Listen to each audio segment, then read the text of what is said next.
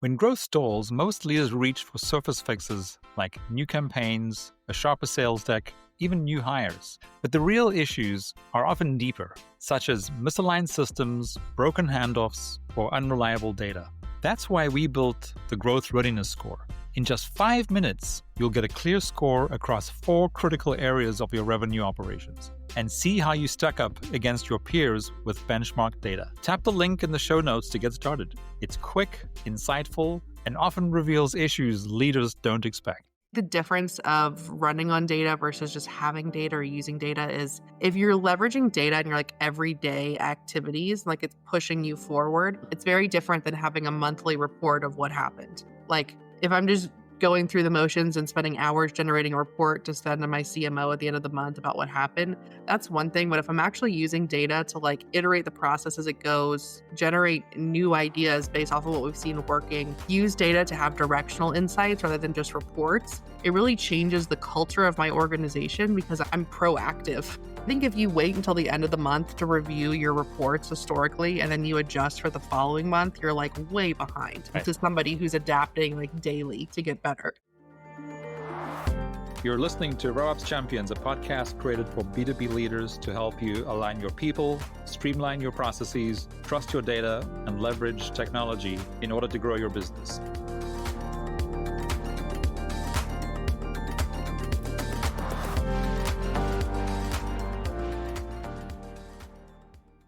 I'm joined by Lauren Ryan, Senior Corporate Solutions Engineer, CRM competitive expert at HubSpot. Prior to joining HubSpot, Lauren was the founder of Coastal Consulting, where she quickly became known for her expertise in integrating HubSpot and Salesforce for optimal performance. At HubSpot, she helps organizations tackle complex CRM challenges with confidence. She brings a unique perspective on how teams can successfully leverage enterprise-grade tools while scaling with clarity and alignment, which I love. Lauren, welcome to the RevOps Champions podcast. Hey, thanks for having me.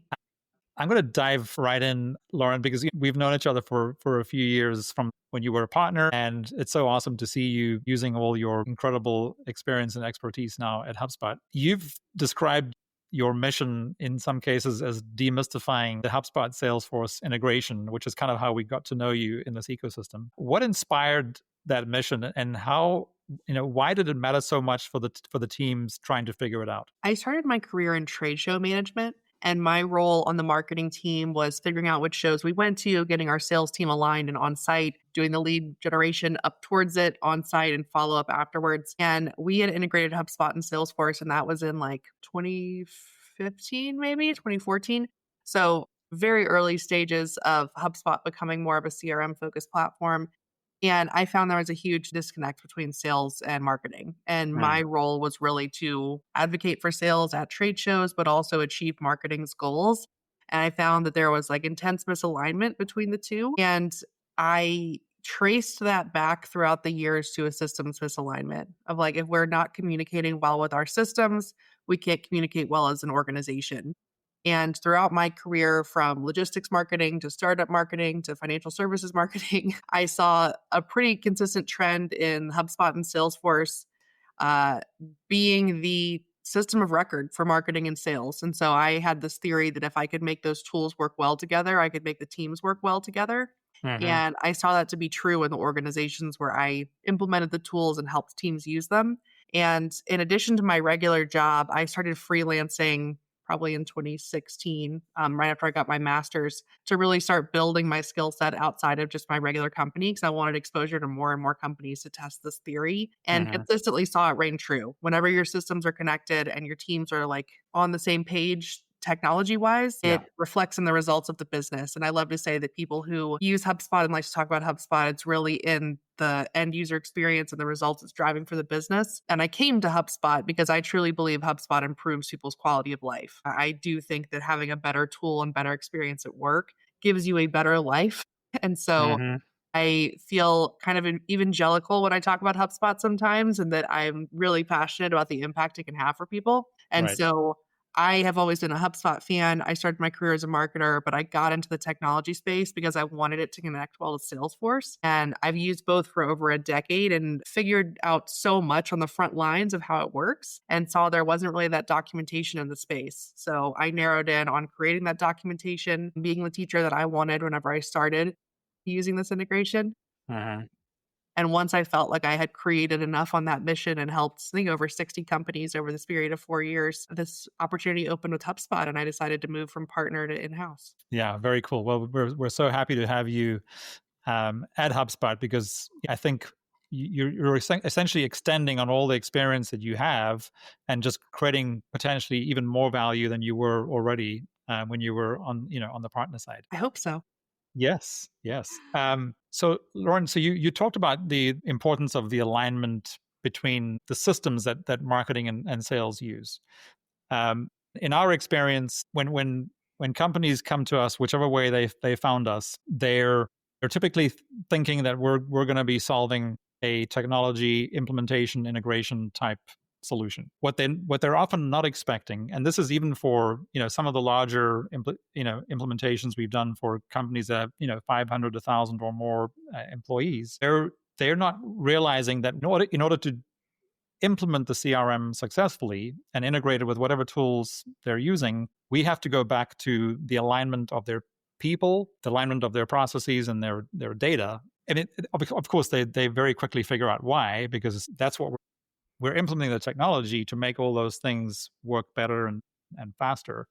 So it was interesting when you were saying that saw the importance of the alignment of the technology, but would you agree that it's really hard for that to be successful if the people and the processes, taking your examples of sales and marketing, if the people and the processes aren't aligned, it's going to be really hard for the technology to be aligned. For sure. I think that revenue operations as a specialty was formed because the more people did CRM implementations, the more apparent it became that your CRM was your business strategy. And that in order to properly implement your technology, you had to have a cohesive strategy. And the people who became your implementers became the ones who are most in touch with how your business actually operated, because there's the executive declaration of what we're going to do, and there's the real life lived experience of what your end users are actually doing. And there's all the pieces in between of like who owns where the data is coming from, who's administrating, who's actually using this, what message is actually ending up in the customer's inbox or on the phone with them. And all of that is very disconnected, or it used to be Right. before CRMs were implemented and rolled out in companies that maybe didn't have a CRM before, or they had a homegrown CRM that was like forced to fit around their broken processes. Right. And so implementers became consultants of your organization in order to then get your technology rolled out. And so where people fail at implementations of HubSpot and other technology is whenever they decide to forego that people development piece and like the interviewing, the research, the end user acceptance testing, when they say like, no, we just need to turn on the tool and start using it. And while you can do that, it's really missing the piece that's going to actually drive adoption, which is understanding what your customers need, what your people need, and tying that together towards your business goals. Right. Yeah, which kind of comes back to what you were saying at the very beginning. We often talk about it. This typically not why companies are wanting to implement a CRM, but I always talk about how one of the values is actually employee experience. One of the hidden values and potentially one of the biggest values today of an easy to use, powerful CRM. And I often give the analogy of like the Sunday barbecue when people are, catching up with friends, how things at work, and they start talking about what friction they're experiencing. And it's often the tools that they're using. They haven't been given the tools to successfully do their jobs, which I totally agree with you as any technology, and which is why, of course, we are such big fans of HubSpot, that makes it easier, people's lives easier in their work has to be one of the biggest values. And of course, it also means that adoption is far more likely. And adoption, of course, is what leads to a successful use of technology. Yeah, one of our sales leaders has a great story, and we've done research, and HubSpot's adoption rate is about 30% higher than industry average, which is around 50, and we sit more in the high 80s around adoption when people are actually using HubSpot. And one of our sales leaders tells a story that I love. She used to be a leader of sales at LinkedIn, and they used a different enterprise grade CRM competitor, and she was recruiting for sales leadership role underneath her. And she had a candidate she loved and she called them with an offer. And they basically said, awesome, like what are the enablement tools? What's the tech stack you have? And whenever she shared what their tech stack, he essentially declined the offer. And she asked, like, why would you decline the offer? This is a great offer. It's what you wanted. And he said he doesn't work at companies that don't use HubSpot. And that was her first introduction to HubSpot. It was the first time she heard about it. She's like, what are you talking about? And so he said that he knew as a leading sales rep that his toolkit was the biggest way that he won. And he had found that he sells best when he sells with HubSpot. And so that led her on her journey to eventually be a leader in our company because she did her research on HubSpot, found it to be true, talked to people in the market. And now she's a sales leader at HubSpot because she really became a believer in the product. And she speaks about how if you want your team to grow, like you need to give them the tools to do that. She aligned with HubSpot because as a salesperson herself, she saw the value in running on HubSpot. I think that's a really compelling story. Yeah, I love that story. The fact that you're hiring a highly valuable salesperson, the fact that they actually made the decision based on the tools that they'd be using. I mean, salespeople want to maximize how much they're able to earn, and they know that if they have tools that create friction in how many customers they can help, then that's a problem. I do too. It's really stuck with me. Yes, yeah. So you touched, a little bit on how your expertise and experience has sort of led you to HubSpot and in the role that you are now. So looking back over the last few years, how relevant is that expertise exactly in your role today? And what else has it opened the door for you for increasing the value that you bring to complex CRM? Yeah, I think that I have made it very valuable in my role today. So I have an entrepreneurial background and I joke with my boss that I'm kind of an entrepreneur here at HubSpot and I'm trying to figure out how I can best leverage my skills for the benefit of the company. So at the base level, my job is to help demonstrate HubSpot to new potential customers and show how HubSpot can meet their business case. And what I'm also doing is aligning on our competitive deals in the enterprise CRM space to bring my lived experience to the deal. So essentially saying, hey, I implemented Salesforce, I've implemented HubSpot for years in a variety of different industries. Here's what I've experienced and here's how people enjoy either one. My favorite story to tell is which is much less sophisticated than what I shared before, is that when I talk in the community and when you see people talk online, when you do references, people that are very proud to be Salesforce customers are proud of what they've built on Salesforce. They're proud of the white labeled app that they have, of the complexity of their Apex code, of the sophistication of their flows. People that really chatter in the HubSpot community are excited about the time it saves them, the results they've driven for their business, the end user experience, the adoption rate. And so the reason that when I'm certified in both, deeply, extensively experienced in both tools, and the reason that when I decided to sell my agency and go work at HubSpot or Salesforce, I could have worked at either. And I chose HubSpot because I'm very much aligned with the results-focused mission. I've built really cool things in Salesforce I'm proud of too. I'm proud of being a Salesforce admin. I love the status of being able to do that, of being a Sales Cloud consultant, certified. All of that means a lot, and I'm proud of that for my career. But when it comes to the results and the technology I want to put in businesses, like I'm very aligned with HubSpot because I'm a people-first leader is the way that I've always presented myself to the market. And I think HubSpot is a people-first platform.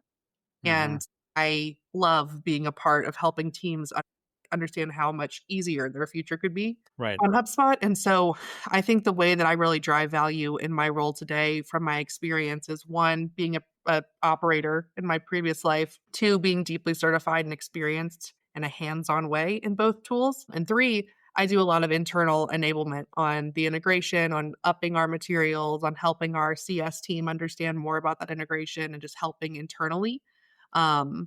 And taking that content creation I used to do externally and doing it more internal. And so, yeah, I've just been trying to bring my experience and help as many people as possible internally as well. Yeah, your sort of roots in marketing, you're using those marketing roots of yours now. Again, as HubSpot grows as a platform and as a solution, there needs to be sort of internal education as well about what's possible. And I think the perspective that you bring is really quite incredible. So, Lauren, let's just go back in time a little bit. The potential pitfalls of implementing technology and the road that business leaders need to navigate. But do you have a personal story of, a tech buying decision that you've made that maybe didn't turn out exactly as you expected, and And then maybe what you learned from that? Yeah. Not to name names, but whenever I worked in financial services, it was prior to HubSpot becoming SOC 2 compliant, which we are now. And there's droves of banks Yes. and credit unions coming to HubSpot, which I love.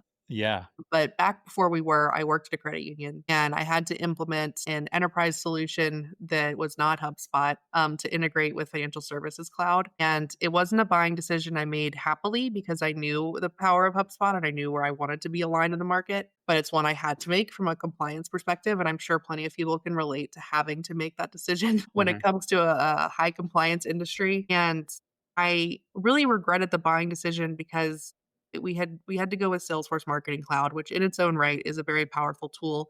But it took me about 8 months to be able to implement that, integrate it with our tools, and deploy an email. Reasons being the email wasn't out of the box mobile responsive, so we had to bring in a developer to do AMP script, HTML, etc. I had to learn how to write SQL in order to be able to build segments of contacts to send an email to begin with. Hmm. We had to integrate with Salesforce, which was a separate integration because it's still built on Exact Target. So all around, it was just a really tough implementation, and that was for someone who had already had 6 years of marketing automation experience at that point Hmm. and a lot of Salesforce experience as well. And that I really regretted having to move in that direction because of how ineffective it made me. Like I was really excited about the role and all of these like next best action campaigns I was going to do and all of these things. And I ended up leaving the company because of the software we chose Hmm. because I had to build a skill set that was different than the one I came in with it in order to actually use the tool.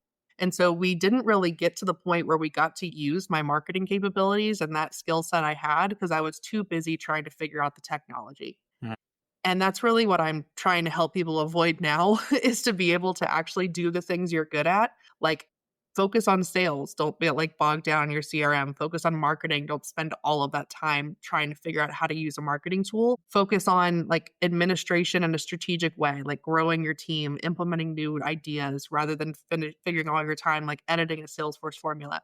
And so that's really where I've seen it play out is like it's not just like one tool versus another, it's the opportunity cost of Yeah. like yeah, we had Marketing Cloud implemented and we were able to do some things with it, but it took us so long to do it that like, was it worth it? And that's where like I've always answered no, I don't think it was. And that's really where I've focused in marketing is making sure that you're using a tool that you can actually leverage. So that was Right. my biggest buying decision regret. I would say in a less industry specific example, I changed project management software a lot as an agency owner. And I feel like every time I got one, I regretted it a few months in. I felt like it was just so challenging to find one that can track agency tasks by project, also track time, billable hours. I never really found one that worked well for that. So, Yeah. You're choosing between something that's easier to use but not quite as robust, or something that's a little more complex, which then mm, leads to complexity, and you don't necessarily get what you need. I want to just sort of zoom out a little bit.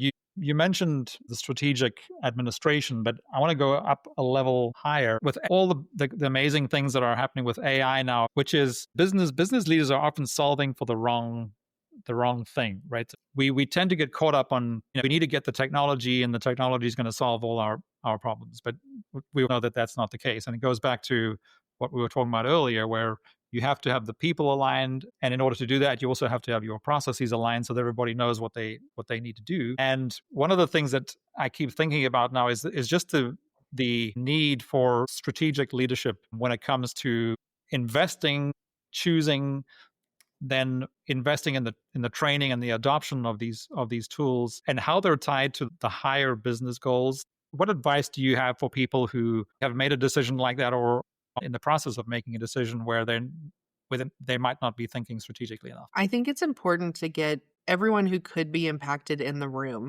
I think often when it comes to these decisions, and I see this a lot in the HubSpot buying process, is you start off with a marketer or a VP of sales who's really interested in change, but doesn't run that up high enough. And Hmm. so, like for a credit union, I think is a good example right now is HubSpot can be used not only for marketing your credit union, but your tellers can also log into HubSpot and leverage it on top of your core and your FinServe, like all of these tools you use. Hmm. Your tellers at the front of the bank can log in when they walk in to do a deposit or whatever and run this through HubSpot and actually have it connect to all of this data. So when they walk in, you can easily see, oh, they're like really highly ranked for a home loan. Like, why don't I start talking to them about that and then get an internal referral that puts more money in your teller's pockets, gets more leads for your loan servicing team, and a Mhm. better customer experience for your members or your customers because you're enabling your team to give them a better experience. And I talk to financial services teams that are still having their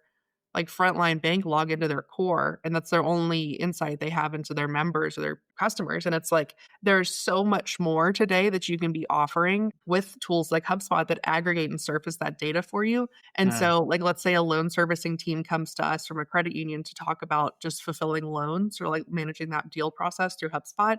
It's like we should be talking to like your CEO or your chief experience officer because you can actually put loan servicing, marketing, frontline customer service all in HubSpot, where you still have these core systems. We're not replacing your core financial services tools, but we're surfacing and aggregating that data where you can actually act on it in a meaningful way. And I think that something that's been the most fun part of my job is seeing those dots connect for our customers of like, we can really create this like amazing experience and like beat out the competition for these growth goals by just simply surfacing the data we have. And Mhm. I think that whenever you're looking at new software, everyone is just in tune to look at our own needs and like what we need first. And I think that you can really grow in your organization by challenging yourself to think about everything from a strategic leadership position of like, if I Mhm. was our CEO, like I think about that here in my role. Like if I was Yamini, what would I want to do in this position? Like what decision would I want me to make?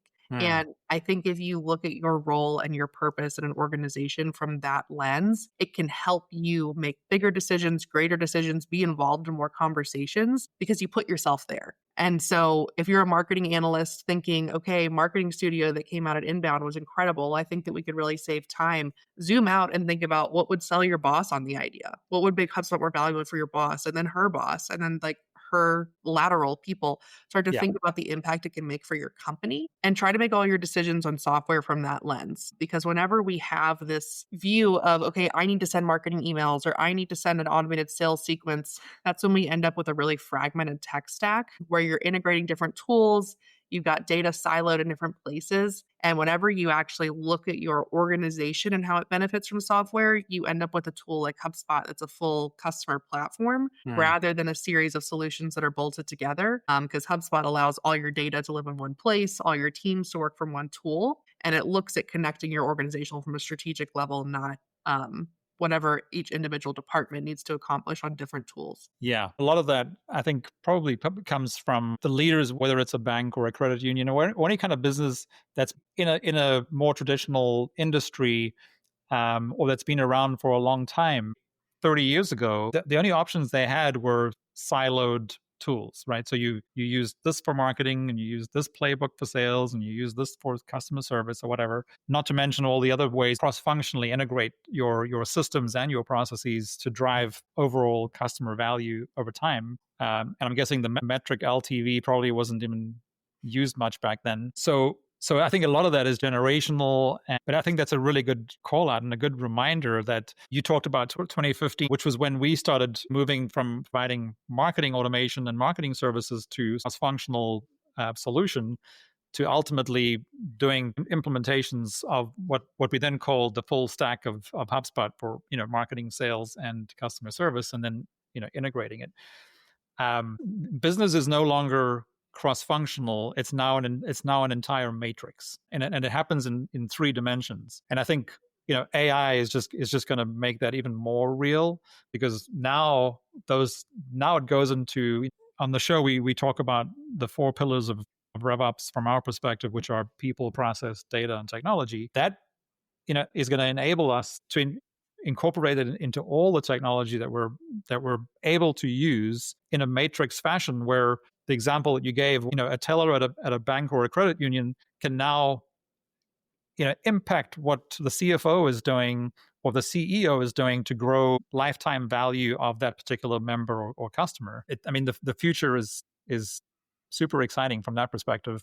But again, it goes back to the strategic leadership aspect, right? For sure. Something that I've seen in the market over the years is, I mean, Salesforce has been around for a long time, and it's for a long time been seen as the safe decision. And what I have seen in recent years is Salesforce is no longer the safe decision, because buying that software and implementing it poorly and not having a team to manage it well actually puts you at risk for being the person that chose to bring Salesforce on. I Right. have seen a lot of people in recent years who were in charge of owning Salesforce, and the success metrics that Salesforce was in charge of generating no longer be with their companies. And something that I have seen people or heard people say is, I don't want to make the wrong decision for my company. I don't want to be the person who chose the wrong tool. And what Right. I have seen throughout my experience implementing is, I have seen people get promoted and grow and companies be acquired because of the success they've proven through using a tool like HubSpot.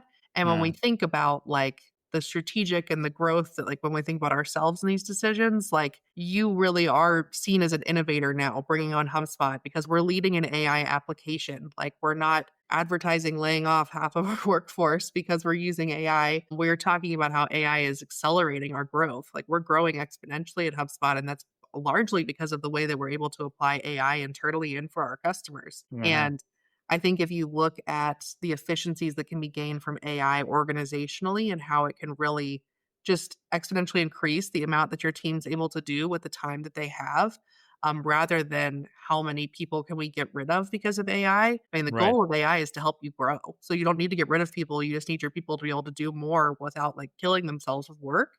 Sure. And that's really how AI that's peppered throughout HubSpot. I mean, really, AI is built into everything you do. If you click create property in HubSpot now, it asks for a prompt, not for you to type stuff in as far as configuring it. It's pretty crazy. Yeah.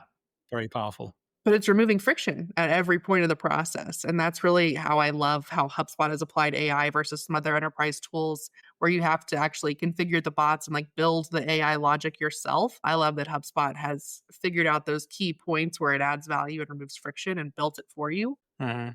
So it's really ready to use day one. And I think it's just so cool to see how it's been evolving recently. Right, right. So, Lauren, as we were, talking about the example of a frontline customer, and if they were given access to these fully integrated tools and data, which is what I wanted to get to next, that's really what we're doing. Is that we're giving anybody who can impact the experience and the value to a customer. If we're giving them the tools to do that, then it will drive value and it will drive growth for all stakeholders, whether it's the teller, the customer, the CXO, the CEO, the board, whatever. The value increases for everybody. But there's a flow of data that we're essentially getting to. I know you are talking about every day, and we're talking about every day with the demand for how AI is going to be built into our businesses, into our CRM, whether it's HubSpot or something else, and all the other technology. To your point, HubSpot's making it very easy for us by being so proactive about investing in AI ahead of everybody else. But it's still adding complexity to the decisions that business leaders need to make. So what they go back to, of course, is looking at the data. The data often is not very accessible or easy to use or clear. So we're working really, really hard now to help HubSpot customers make sure that their data is organized in such a way that it's usable, because AI is going to be really hard to use the benefits of AI if Mm. the data is not clean, accessible, and in real time. So how do you think about your data? What separates companies that use data from those that just run on data? There were a few years ago, whenever they started doing all the Google Ads stuff, we talked about how first party data was going to become, behind your people, the most valuable resource any company had. And I think Right. now that we're in this AI generation, I mean, AI is only as strong as the context it has. And so if we think about, we've talked about HubSpot, our data is unified in one place. Our AI is really powerful because of its availability of data. And I think the difference of running on data versus just having data or using data is, if you're leveraging data in your everyday activities, it's pushing you forward, it's very different than having a monthly report of what happened. If I'm just going through the motions and spending hours generating a report to send to my CMO at the end of the month about what happened, that's one thing. But if I'm actually using data to like iterate the process as it goes, generate new ideas based off of what we've seen working, use data to have directional insights rather than just reports, it really changes the culture of my organization because I'm proactive. I think if you wait until the end of the month to review your reports historically and then you adjust for the following month, you're like way behind Right. to somebody who's adapting like daily to get better Yeah. or leveraging technology to even do that for them.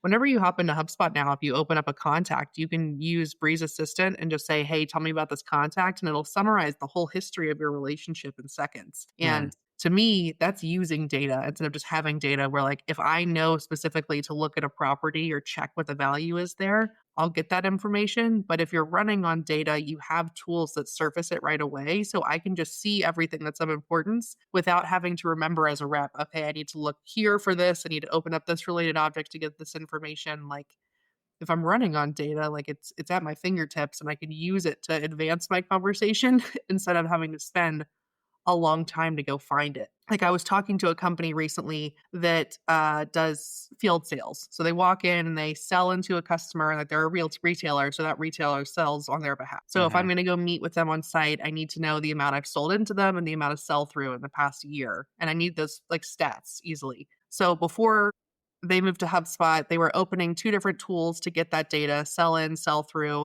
and then their database to get the information about the customer and their sent inbox to see what they've sent them recently. And so when I showed them in HubSpot, they could see all their sent emails, their sell through percent, all of this in one screen, like without clicking anything when they just opened the customer. It was literally like a jaw dropping moment for their team of like, we don't need these systems. Like I can actually just enable my team to move forward by giving them the data they need, like with no effort. Right. And I think companies that are understanding that surfacing data and bringing it where it needs to be for the right people at the right time is completely changing the structure of how they work, operate, perform.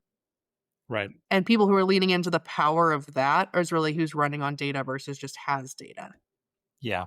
I think that's Yeah. been so cool to see. Yeah. As you were saying that, I was realizing that's very tightly connected to what we were talking about earlier about giving people the tools that they need to do their job. If you're giving them the tools that they need, why not give them the data in those tools, and then you have a much more valuable solution? One of the huge value propositions that HubSpot does offer is having everything unified in one easy to use platform that is also now increasingly more powerful than anything else because of the abilities and the AI that they're building into it. Yeah, something that I've been working on that I talk about almost at daily now is how HubSpot being easy to use does not mean it's not an enterprise platform. And I think that the perception of HubSpot in the marketplace is, oh, well, it started as a marketing platform. And like for sure it did. And Apple started in a garage. Like there's a starting point for everyone, right? And Yeah. I think when we talk about HubSpot today, it's easy to use. That doesn't mean that it's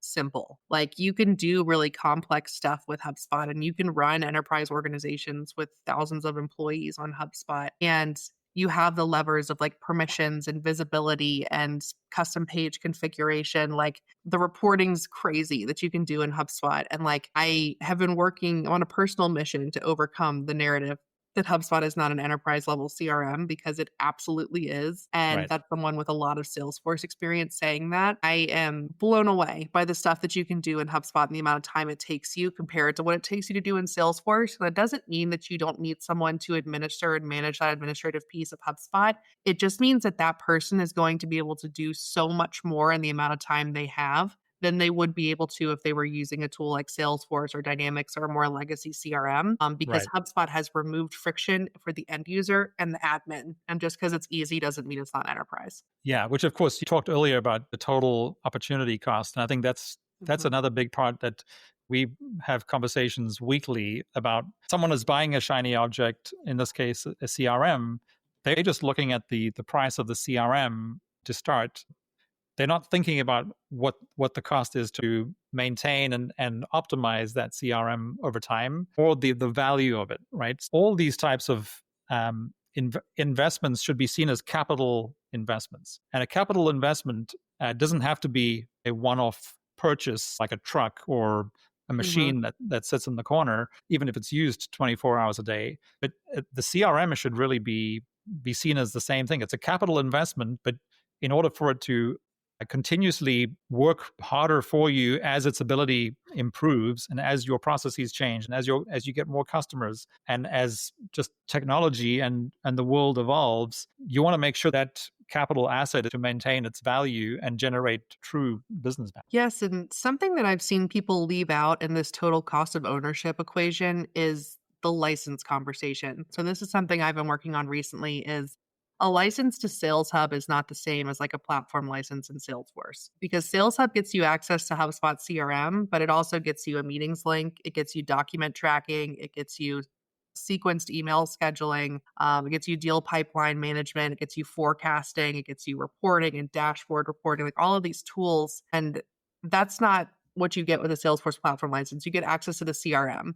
Mhm. And oftentimes it comes down to in these sales conversations where you're saying, okay, well, like let's look at like seat, like pricing side by side. It's like, well, we're missing the forest for the trees here because like one, a sales hub seat is not equal to one seat, a different platform. It's equal to your CRM, your meeting scheduler, your calling tool, your forecasting tool. All of that is a sales hub seat.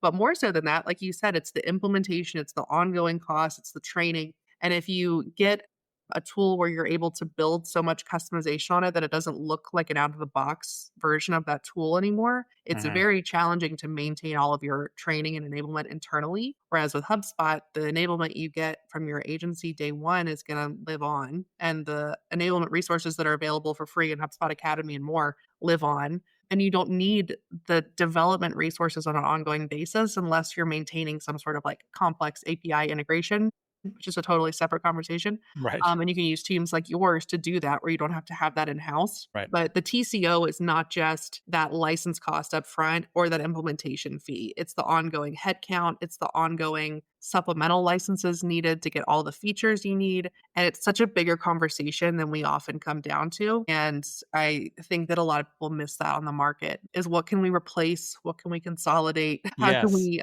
pare down? And also, how can we streamline the resources we pay to use? So it's not that we don't have these resources, but how do we optimize their time? Because I think everyone would prefer to be doing something that matters more so than spending their time like in heavy admin tasks. And I think that HubSpot admins are given so much more time to be creative and optimize and grow their business because they're not bogged down with just like point and click tasks that feel very arduous. Right.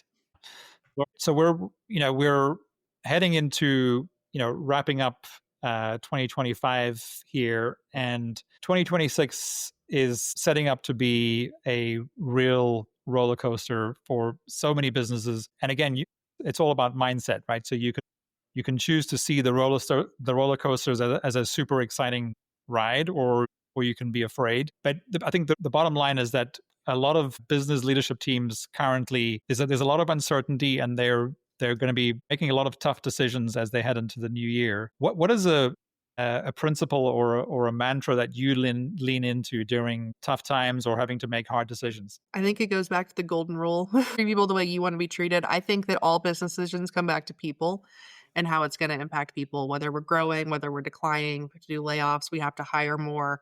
I think it's really important as we go into this strategic planning period to think about how it's going to impact your workforce because at the end of the day, the most valuable thing you have are the people that work for you. Think about how hiring is going to impact them. Think about how not hiring is going to impact them. Think about the technologies you're bringing on.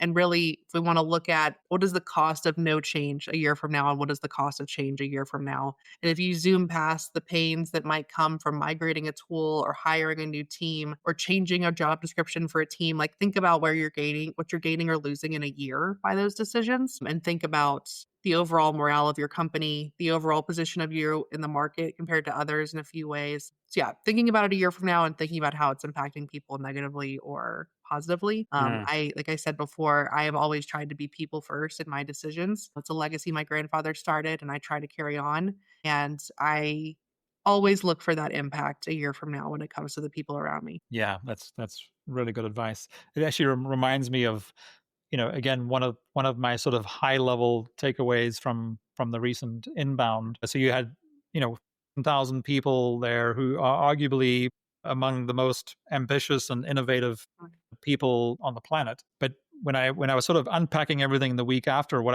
I realized is to be innovative, you also have to be very open and good at change, right? Because you cannot innovate without change. So I think that's really good advice, because I think the question you're posing is, where are we gonna be, or where do we want to be a year from now? What needs to change during that time, and how do we make sure we help our people navigate that change together? And things are going to change with or without you. So you should get on board to change. I think in today's world, whenever we're change resistant, like it's going to change with or without you being on board. So do you want it to change for the better or for the worse? And what do you want your part of that to get to be? Yeah, absolutely. And I think that's, at least for us at Dynamico, but I think a lot of folks in the HubSpot partner or in the ecosystem per se, that's one thing we all share in common, is we all want to lead the change. We all want to be part of the change. We want to make that change happen together, right? Lauren, so to wrap up, what are you most excited about as we wrap up 2025 and head into 2026? My son's first birthday is next month. I'm really Cool. excited about that. Wow, that I'm is a also year already. really excited about the future of enterprise at HubSpot. Like, is like corny as that might sound, I was working on the HubSpot pre-sales team. I have seen HubSpot grow from having to code your own landing pages to where we're at today. And I'm constantly blown away by the growth of this platform. I've built my career on it, and I'm really excited to expose more and more upmarket customers to HubSpot, because there's so much happening that's cool here, and I am excited that I am positioned in the market to be able to talk about it all the time and get paid for it. It feels like a dream. So Yeah, I'm excited to keep having this conversation more and more over the next year. that's awesome. That's very cool. For the folks listening, when you talk about enterprise and the upmarket from a HubSpot perspective, what does that mean in company size? Yeah. I don't know if I can share the exact specifics of that, but I would say probably, I don't know, 1,000 or more users in your instance. Like that's really the target audience I'm looking at, as Okay. like when your frontline GTM team, sales marketing service, consists of 1,000 or more people. That's not a HubSpot definition. That's me. So that's really what I'm looking at, is these large companies. Like we're bringing on customers that have 1,500 plus users. And whenever you talk about HubSpot not being enterprise, I don't know how you could say that with that type of background, but people just don't know. There's a Yeah. lot of really big businesses running on HubSpot now. And I'm excited to just keep increasing that number, because really, I think that our economy needs it. And I think our workforce needs it right now too. Yeah. Really, really well said. And the reason I asked you is because depending on where people are coming from, enterprise means Yeah. different things to different people. We often refer to it as the mid market. But Hmm. even that, sometimes we need to explain, which is up to 2,000 employees or users. And really, HubSpot is a perfect fit in that space. But to your point, we'll increasingly go beyond that point. Yeah. For sure. Lauren, thanks again so much for joining me today. It was so cool to catch up. Thanks for having me. Loved it. Cool.